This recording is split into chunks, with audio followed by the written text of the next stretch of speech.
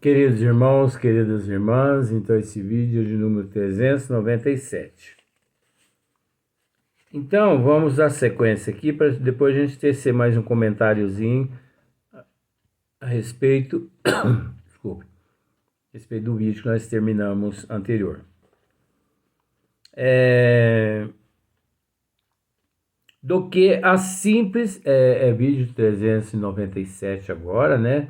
A Gênesis capítulo 17. A questão ainda é a questão de número 54. Por isso mesmo, os judeus que esperavam do Messias um rei terreno, mais poderoso que todos os outros reis, destinado a colocar-lhes a nação à frente de todas as demais, e a reerguer o trono de Davi e de Salomão, não quiseram reconhecê-lo no humilde filho de um carpinteiro sem autoridade material, porque essa é a realidade.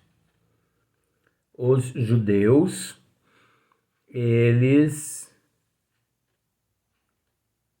sempre, naquela época, eles foram orientados de que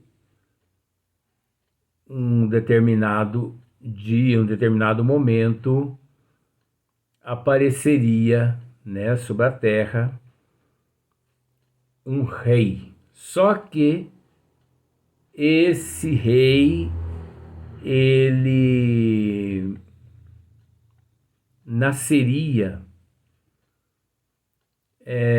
entre os judeus, mas com todo o poder, com toda a pompa material, berço de ouro, né? E como que está dizendo, ó, por isso mesmo os judeus que esperavam no Messias, porque os judeus esperavam no Messias um rei terreno, mais poderoso do que todos os outros reis.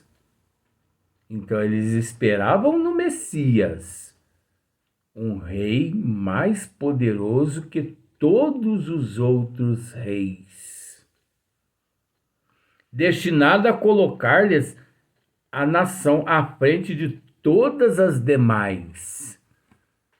Então esse rei, ele teria que colocar essa nação à frente de todas as outras nações.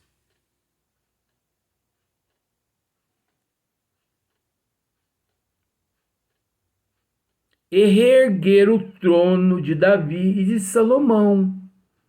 Não quiseram, né, eles reconhecê-lo no humilde filho de um carpinteiro sem autoridade material. No entanto, nós podemos dizer isso sim, porque é uma realidade que muitos fingem não entender, não saber, mas praticamente 95% dos judeus aqui na Terra, na atualidade 2023, eles não reconhecem nosso Senhor Jesus Cristo, vamos usar o termo, como sendo o Filho de Deus, o Messias, o Salvador. Vamos usar esses termos para ficar mais fácil. Os judeus, 95% eles não admitem, eles não reconhecem Jesus como sendo esse enviado de Deus. Por quê? Porque Jesus aparece numa forma totalmente diferente da que eles imaginavam naquela época. Eles desejavam, eles queriam apresentar ao mundo um ser orgulhoso, egoísta, que pudesse passar por cima de todas as nações e ser maior que todos os reis existentes naquela época. Eles pretendiam que esse rei, que esse Messias, mostrasse às nações o verdadeiro significado dos judeus. Através do orgulho, o egoísmo, a inveja, o ciúme. Mas Jesus vem no seio dos judeus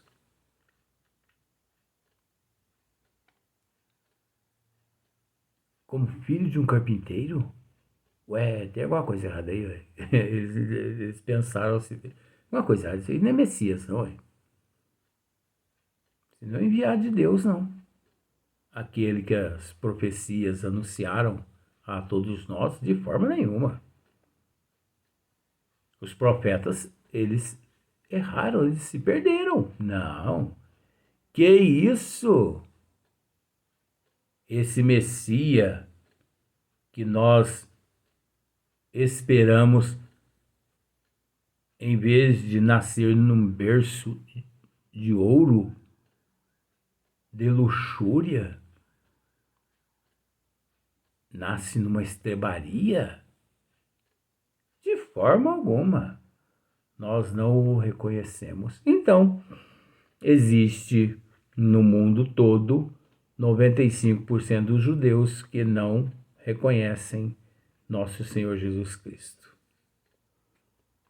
Então, no entanto, aquele pobre proletário da Judéia se tornou o maior entre os grandes. Olha para ver. Aquele proletário, aquele que nasceu no anonimato, aquele que nasceu, vamos usar esses termos assim, pobre, simples, né? Pobre no bom sentido, que eu quero dizer. Não tinha um travesseiro para encostar a cabeça. Não dormia 2 noites numa mesma residência. A vida do mestre era andar, caminhar, orientar, exemplificar, instruir, educar, né? Instruir a humanidade, consolar a humanidade, os pobres, os necessitados em todos os sentidos. Os judeus não queriam um que, acima de todos os reis, na época, se apresentasse, pois, no entanto, aquele pobre proletário da Judéia se tornou o maior entre os grandes, conquistou para sua soberania maior número de reinos do que os mais poderosos potentados exclusivamente com a sua palavra e o concurso de alguns miseráveis pescadores, revolucionou o mundo. E a ele que os judeus virão a dever sua reabilitação, disse, pois, uma verdade quando, respondendo a essas perguntas de Pilatos, és rei? Porque Pilatos o interroga. És rei? Respondeu. Tu o dizes. Então, ele não se sentia um rei, mas tu o dizes. É tu que estás dizendo que eu sou rei. Agora, se tu reconheces em mim esse título, porque de fato sou rei. Caso contrário, Pilatos não o interrogaria. Você consegue interrogar uma pessoa que você a desconhece? Tu és rainha?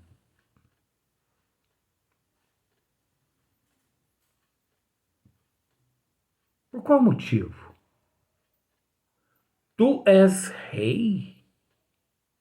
Por qual motivo?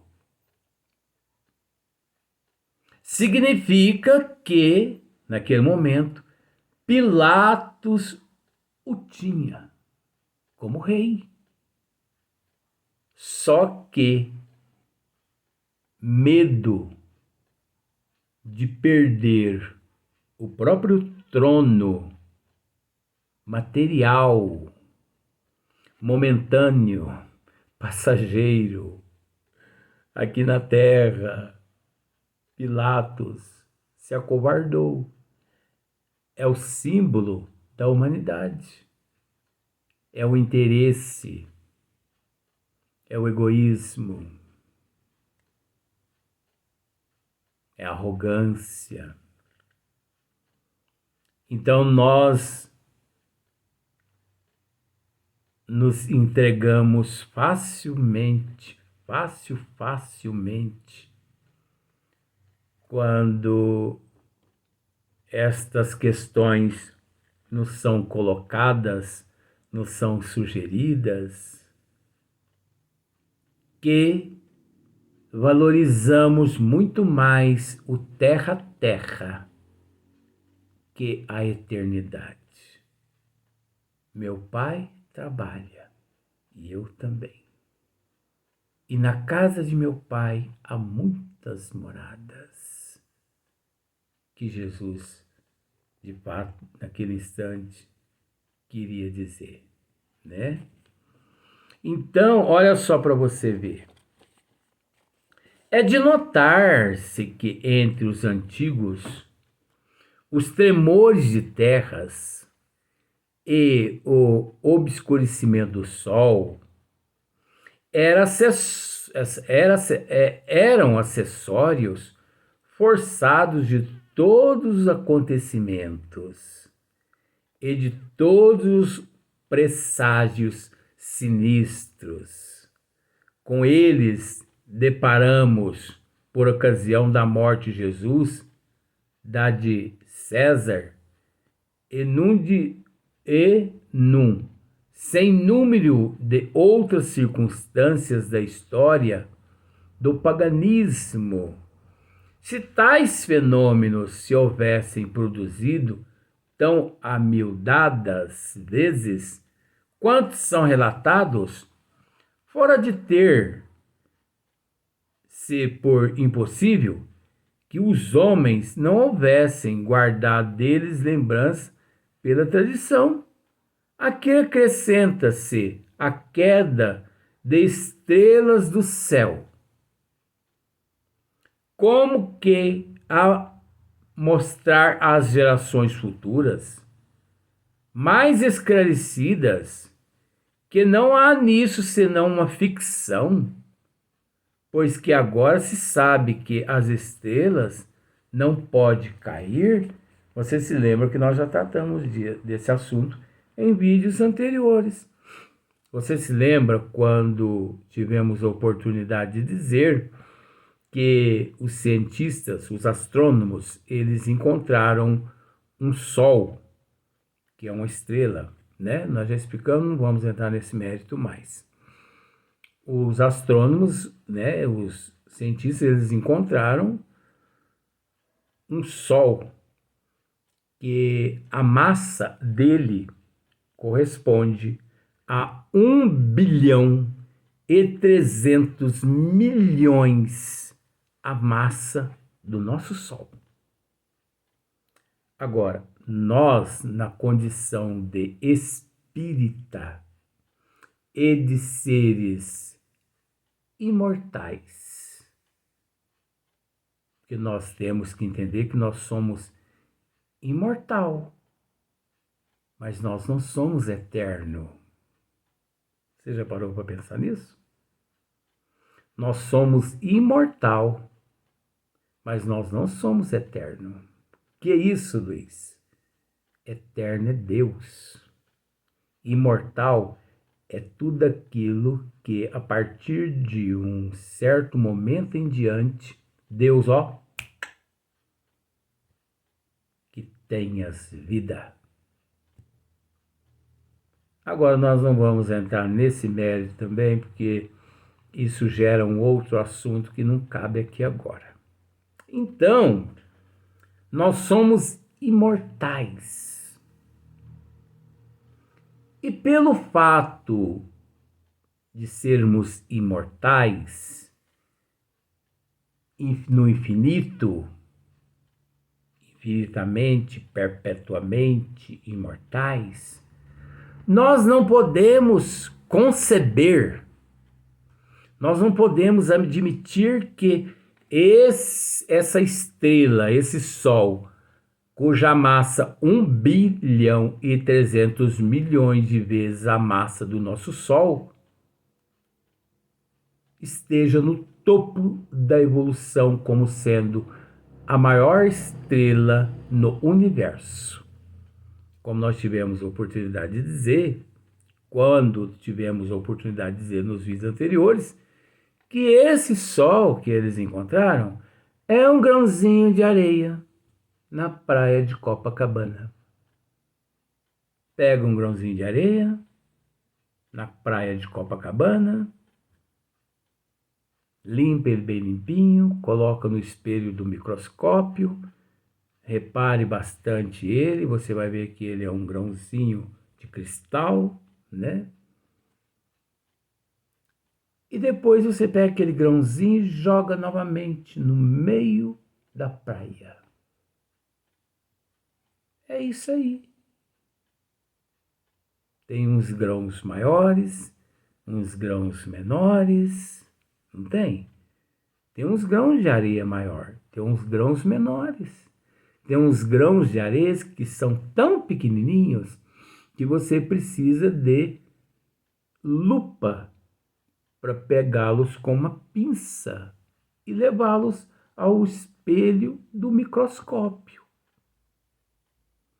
Como existe também aqui na Terra aquelas montanhas de basalto, aquelas montanhas de cristal, montanhas de jazidas, montanhas de arenito, que do tamanho de um continente.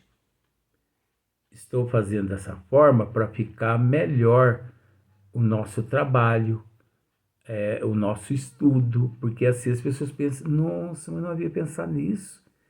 Então quer dizer que vamos pensar, aí a pessoa pensa assim, então vamos pegar um grãozinho de areia, que corresponde a 1.300.000.000 da massa solar nossa. Nós achamos que é grande. Mas aí você pega aquele grãozinho de areia e você coloca esse grãozinho de areia no pé do Pão de Açúcar no Rio de Janeiro. Não desaparece esse grãozinho de areia? Não desaparece? Tá bom. Só que aí você pega o Pão de Açúcar. Imaginação, tá? Vamos trabalhar a imaginação. Você pega o Pão de Açúcar e o coloca próximo àqueles picos do Himalaia. Ele fica desse tamanhinho perto daqueles picos lá do Himalaia. Só que você pega aqueles picos do Himalaia, né? E você coloca próximo as maiores jazidas de basaltos do mundo e de arenito do mundo, correspondente ao tamanho de um continente, principalmente o continente africano, o continente europeu, tem muito essas jazidas de basalto e de arenito, né? Basta dizer que os maiores picos do mundo, como sendo os picos do Himalaia, a matéria é basalto, composto de basalto, de granito, composto de jazida, de carvão, composto de mármore. Existe jazidas de mármores. Existem montanhas e mais montanhas do tamanho de um continente, só de mármore, só de cristal, apesar que mármore é cristal. Aí, onde é que ficou o pão de açúcar? Onde é que ficou aquele grãozinho de areia que você colocou lá no pé do pão de açúcar?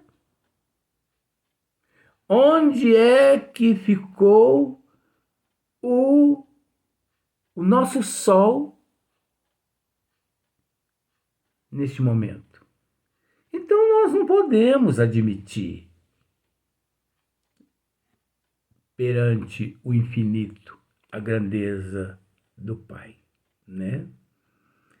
Então, como é maravilhoso o estudo dessa doutrina, quando cada vez mais nós mergulhamos para dentro de nós.